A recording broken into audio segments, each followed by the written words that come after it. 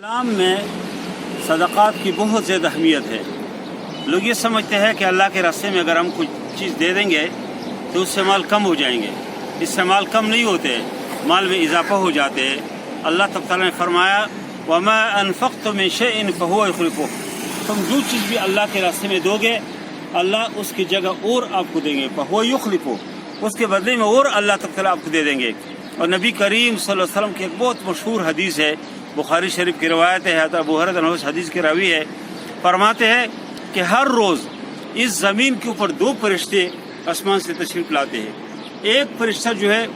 ان دعا میں مصروف ہو جاتے ہیں، فرماتے ہیں کہ اللہم اعط منفقا خلفا، اے اللہ جو آپ کے راستے میں خرچ کرتے ہیں اس کو خلف دے دو، اس کو اور دے دو، اس کے مال میں اضافہ کرو۔ اور دوسرا جو فرشتہ ہے وہ یہ دعا کرتے ہیں اللہم اعط ممسکا تلفا، اے اللہ جو ممسک ہے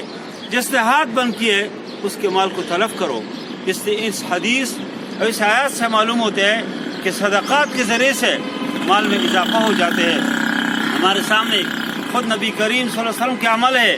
کہ نبی کریم صلی اللہ علیہ وسلم بڑے پیمانے پہ لوگوں کو دیتے تھے،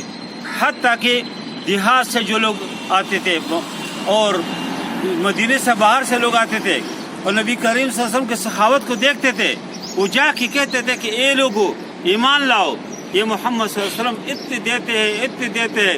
پھر فقر سے نہیں ڈرتے، یہ دیتے لوگوں کو، اور لوگ اس پر اسلام بھی قبول کرتے تھے۔ اس سے میرے بھائیو اللہ کے راستے میں ہمارے پاس جو کچھ ہے ہم اس کو اللہ کے راستے میں دے دیں، خاص کر اس رمضان میں۔ رمضان کا جو مہینہ ہے اس کو اللہ کے نبی صلی اللہ علیہ وسلم نے شہر المواسات کہا ہے، ہمدردی کا مہینہ، تعاون کا مہینہ، خیر خواہی کا مہینہ۔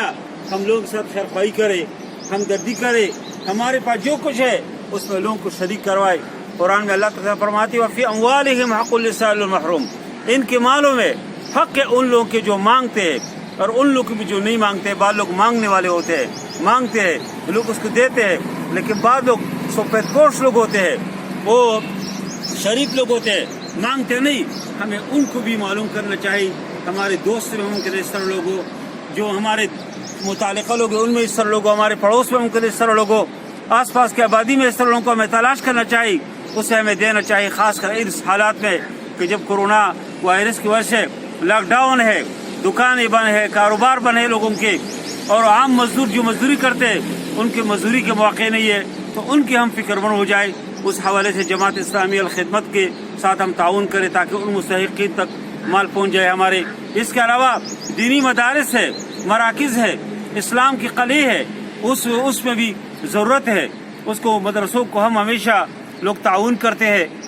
اس رمضان کے موقع پہ ابھی اس لاک ڈاؤن کی وجہ سے، اس کورونا وائرس کی وجہ سے لوگ مدارس کے ساتھ، اسلامی تحریکات کے ساتھ، اسلامی جماعتوں کے ساتھ جو تعاون کرنا چاہے وہ نہیں کر سکتے، اور ضرورت بھی عام جگہوں میں زیادہ ہے، لیکن ان مدارس میں بھی ضرورت ہے۔ تو اس سے میں بھی درخواست کرتا ہوں کہ ان مدارس کے ساتھ بھی ہم تعاون کریں، اور اس طرح جو مستحقین ہیں ان کے ساتھ ہم تعاون کریں، تو اس کے نتیجے میں اللہ تعالیٰ ہمارے مال میں اللہ تعالیٰ اور برکت دیں گے، اس میں اللہ اور اضافہ فرمائیں گے، اور اس کے نتیجے میں معاشرے کے اندر جب خوشی عام ہو تو اس کے نتیجے میں اور بھی خیر پھیل جاتے ہیں۔ اللہ تعالیٰ ہم سب سے راضی ہو۔ وصلی اللہ تعالیٰ خیر خلقی محمد و علیہ وسلم اجمعین۔